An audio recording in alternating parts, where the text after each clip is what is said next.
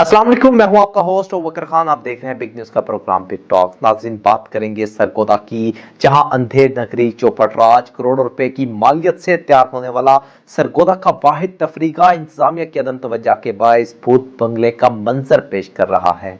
अरसा दराज से बिजली ना होने की वजह से पार्क में शाम ढलते ही अंधेरा छा जाता है।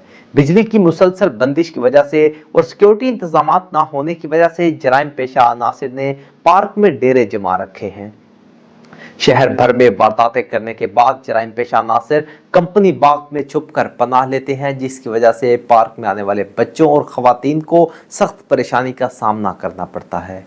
कुछ अरसा कबल यही तफरीका हुकूमत की लाखों रुपए आमदन होने के साथ साथ कई घरों के रोजगार का भी जरिया था। खास तौर पर दूर दराज से आने वाली फैमिलीज पार्क में आकर बहुत लुत्फानंदोज हुआ करती थी, लेकिन मौजूदा इंतजामिया की अदम दिलचस्पी के बायस जहां पर हुकूमत को लाखों रुपए महाना का नुकसान उठाना पड़ा, वहीं पर कई घरों के चूल्हे भी बुझ गए। दूसरी जानिब पार्क में बच्चों की तफरीह के लिए लगाए जाने वाले झूले अरसा दराज से टूट फूट का शिकार है।